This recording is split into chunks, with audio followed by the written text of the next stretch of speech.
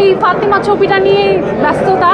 দেখা যাক এই ছবির যাক যে 2017 সালে আমি শ্যুট করেছিলাম এবং তারপরে জিনিসটা শেলফ হয়ে যায়, সো আমার পুরো জিনিসটাই মাথা থেকে বেরিয়ে গিয়েছিল। বাট 23 সালে আবার অন্যভাবে গল্পটা সাজানো হয় এবং প্রেজেন্টের গল্পটা যাই হোক মানে আমি আমার মতো করে করেছি, কিন্তু পাস্টের সাথে কিছু সিকোয়েন্স ছিল মিল রেখে 71-এর লুকে মানে 2017 সালের লুকে আমার 2023 সালেও শ্যুট করতে হয়েছে।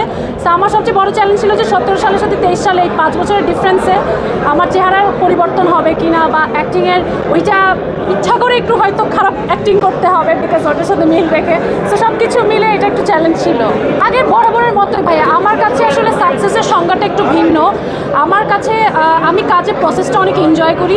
যখন কোনো কাজ করতে থাকি ওই শুটিংয়ের মধ্যেই আসলে আমার মনে হয় কি এইটাই আমার পারপাস, আমি this is my purpose of life, এবং এই কারণেই হয়তো এই প্রফেশনটা আমি বেছে নিয়েছি। এবং অবশ্যই এন্ড রেজাল্টটা গুরুত্বপূর্ণ, যখন একটা কাজ অডিয়েন্সের ভালো লাগে আবার অবশ্যই আমার ভালো লাগে, বাট সেইটা আমি অনেকক্ষণ বেশি মাথায় রাখি না। আমি মনে করি যে আমার এই কাজটাই লাস্ট কাজ, এর পরে আমাকে মানুষ আবার প্রথম কাজ হিসেবেই দেখবে, আগের কাজ মানুষ মনে রাখবে না।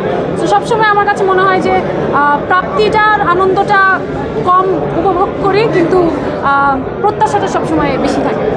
সাথে মিল পাবে আমাদের প্রত্যেকের, যতই বলি আমরা অভিনয় করি যাই করি, আমাদের তো একটা সবারই পার্সোনাল লাইফ আছে, পার্সোনাল স্ট্রাগল আছে, কিন্তু সব কিছু ভুলে মাঝে মাঝে ক্যামেরার জন্য হাসি মুখে ধরেন দাঁড়াতে হয়, পোজ দিতে হয়, কথা বলতে হয়, অ্যাক্টিং করতে হয়।